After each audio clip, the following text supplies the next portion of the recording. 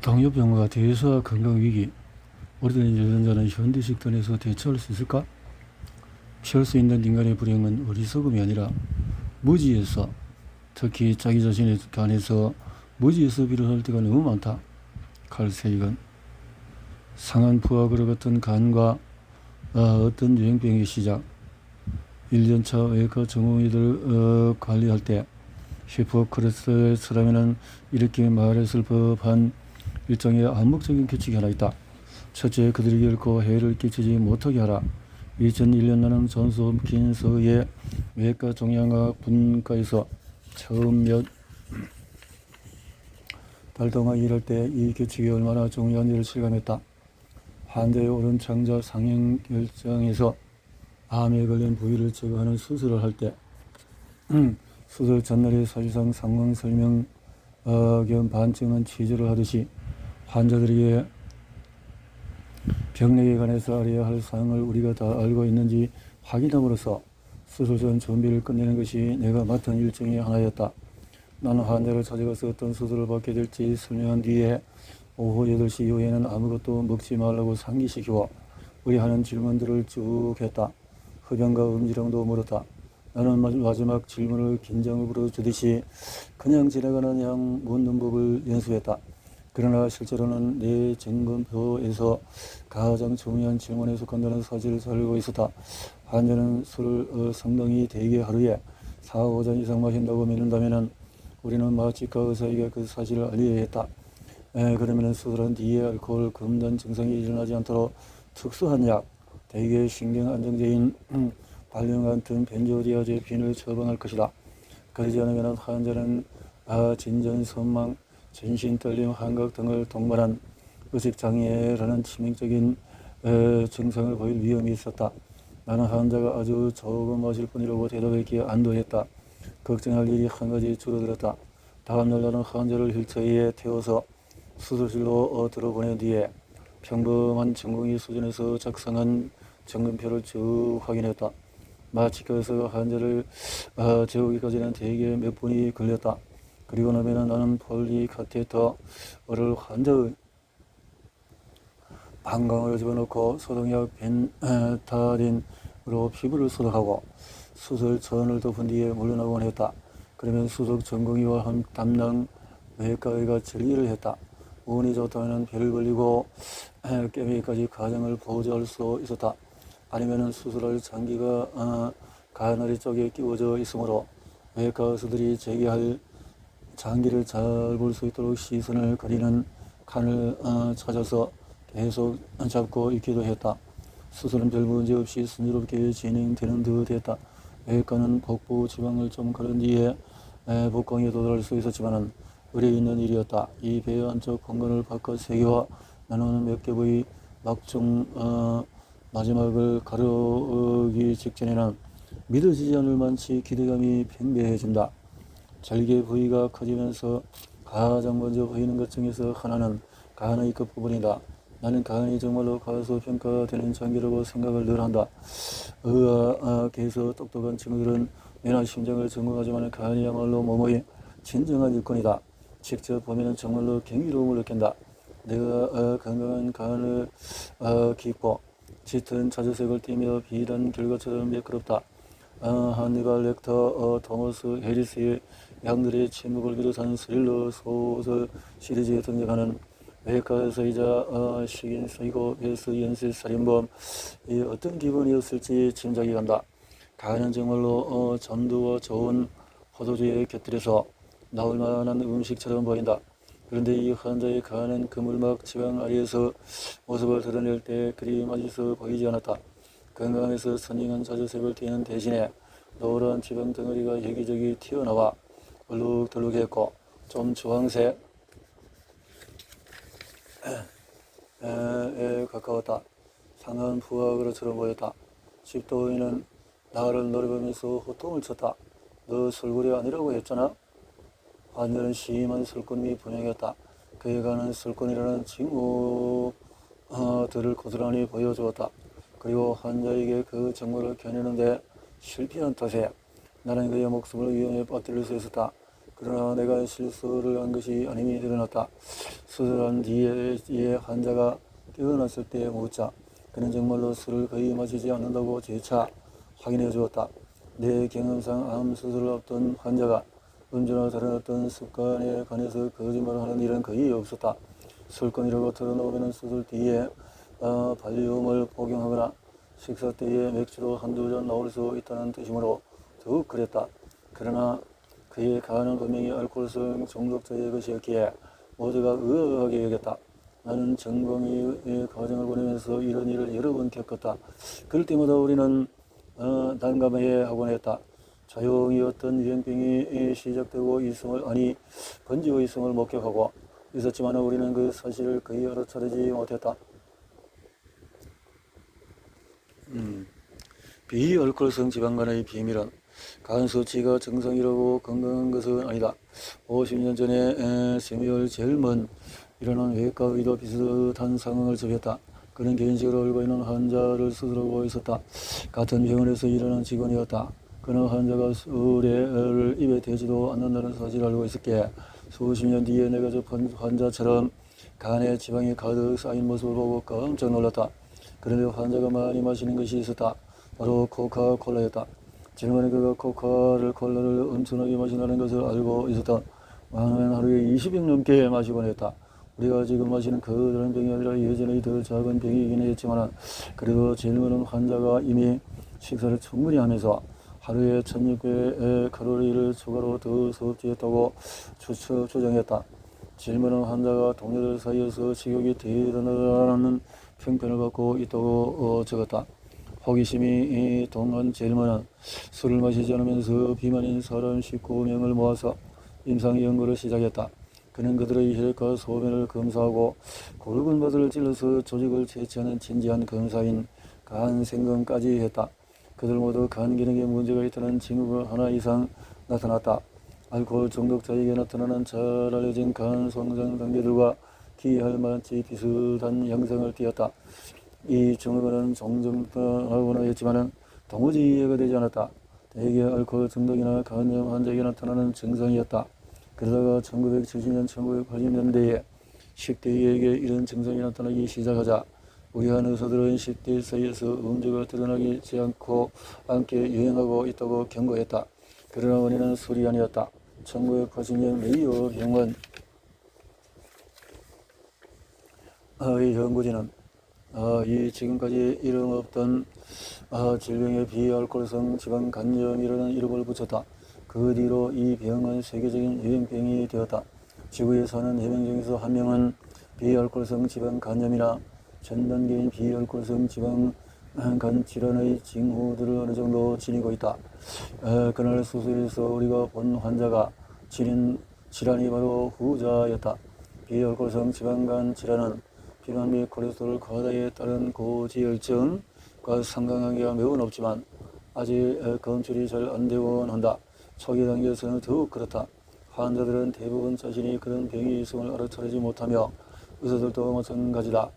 비알코올성 지방간 질환과 비알코올성 지방간염은 뚜렷한 증상을 보이지 않기 때문이다.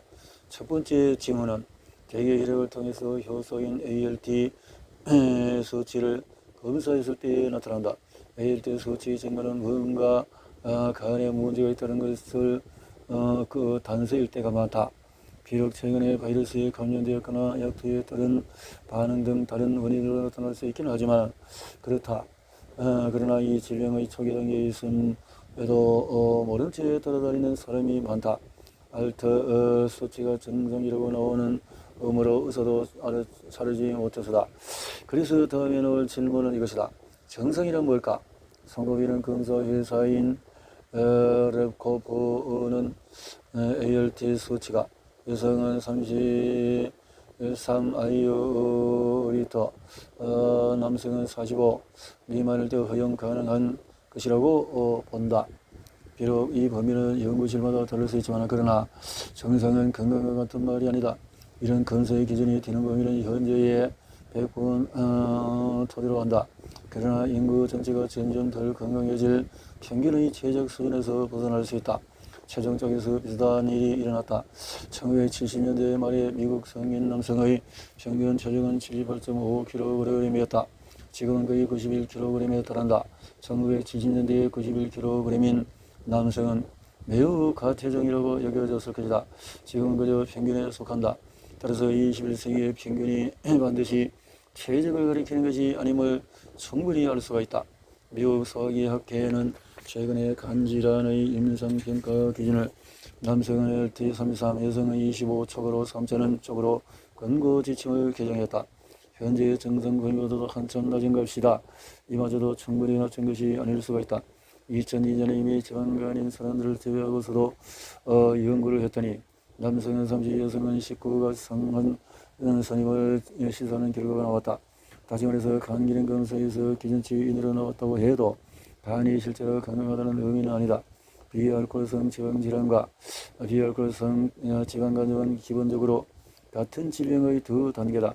비알코올성 지방간 질환은 첫 단계며 일시적으로 간에 지방이 더 많이 들어오거나 간이 평소보다 지방을 더 많이 생산할 때에 나타난다.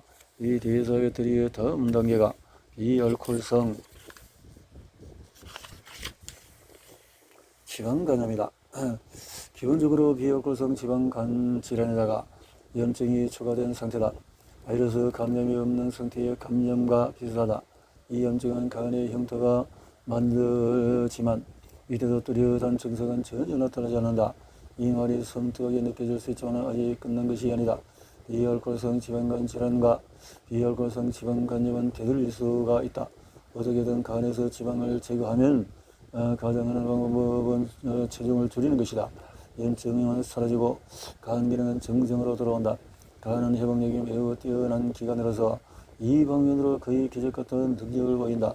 간은 몸에서 가장 재생력이 뛰어난 기관일 수가 있다. 건강한 사람이 간 일부를 기증하면 기증자와 이식자 모두에게서 수술한 지 약 8주 사이에서 간은 다시 거의 온전한 크기로 자라서 온전히 재기능을 한다. 이 성장의 대부분은 겨우 처음 2주 사이에서 이루어진다. 다시 말해서 간은 일부 잘리는 것까지 포함해서 상당한 손상을 입어도 회복될 수 있다. 그러나 억제되거나 회복되지 않은 상태로 비알코올성 지방간염이 지속된다면 손상과 형태가 경화로 진행될 수 있다. 간경화증은 훨씬 더 심각한 질환으로 비알코올성 지방간염 환자 약 12%에게 이런 일이 일어난다. 이제 간의 세포 구조 자체가 영향을 받기 시작하며 들이키기가 훨씬 어려워진다. 간경화증 환자는 간 이식을 받지 않는다면 간 기능 손상에 따른 다양한 합병증으로 사망할 가능성이 높다. 2001년 우리가 그 지방간 환자를 수술할 당시에 미국에서 간 이식을 받은 환자 중에서 공식적으로 비알코올성 지방간염이라고 진단받은 사람은 1%를 겨우 넘는 수준이었다. 2025년에는 간경화증이 나타난 비알코올성 지방간염이 간 이식의 주된 지표가 될 것이라고 예상이 된다.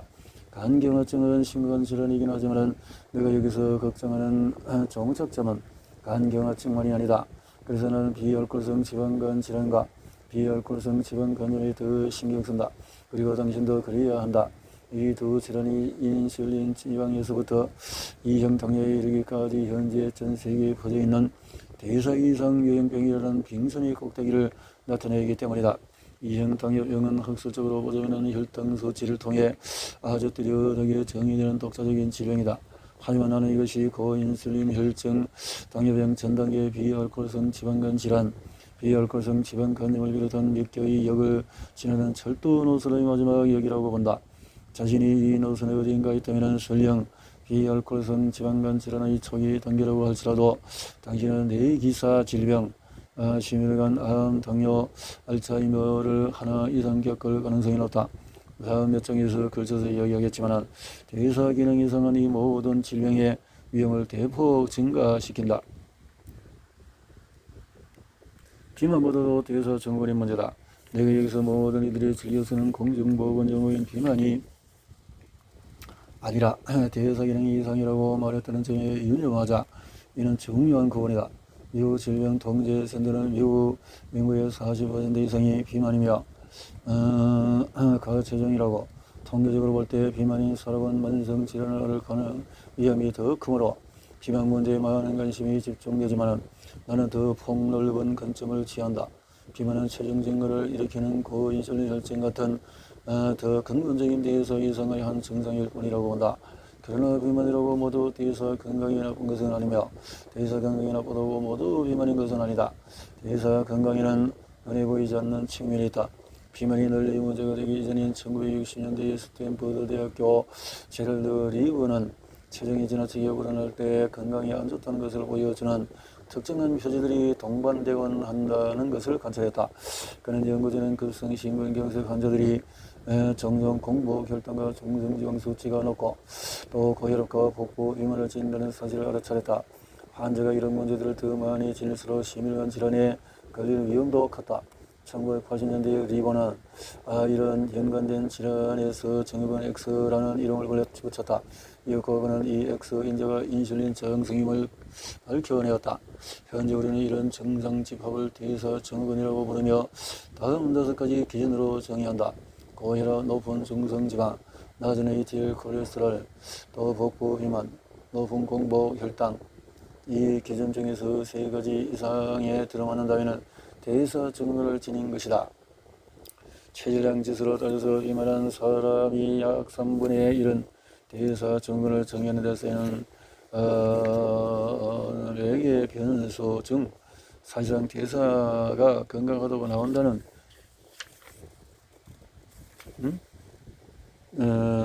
그래서 상당수에서는 그렇게 결과가 있다. 그런 한편으로 일부 연구에서는 비만이 아닌 성인 중에서 20에서 40%가 같은 척도로 대사가 건강하지 못할 수 있다고 나왔다. 물론 비만인 사람 중에서 높은 비율로 대사 건강이 안 좋은 이들이 많다. 그러나 여기에서 일일이 보여주듯이 체중이 정상인 이들도 마찬가지며 따라서 누구나 경각심을 가져야 한다. 한마디로 살이 얼마나 쪘느냐가 중요한 것이 아니라 깡마른 사람이라도 이번 장을 눈여겨볼 필요가 있다. 여기에서 이 수치에서 자료를 토대했다. 비만과 대사 기능 이상이 동일한 것이 아니며 사실상 거리가 멀다는 것을 극적으로 보여준다. 일부 연구자는 후자에 속한 사람들이 가장 심각한 위험에 놓여 있을 수 있다고 말한다. 비만, 혈당 항상성 여지와 지방 흘러넘침의 위험성은 대사는 섭취한 영양소를 몸에서 쓰기 위해서 분해하는 과정이다. 포도당의 저장했던 글리코겐이고 간이 하는 여러 중요한 일 중에서 이 저장된 글리코겐을 다시 포도당으로 전환해서 분비함으로 그래서 이를 혈당 항상성이라고 한다. 혈당 항상성 문제를 지적했네요. 이렇게 해서 이렇게 내장 지방은 많지 않아도 문제를 일으킬 수 있다.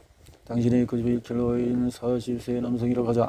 당신의 체지방이 20%라면 당신은 나이와 성별형적으로 평균에 해당하며 온몸에 18kg의 지방이 들어있다는 뜻이다. 그 중에서 내장 지방이 2kg에 불과하다고 해도 심혈관 질환과 2형 당뇨병에 걸릴 위험이 아주 높다고 간주가 된다.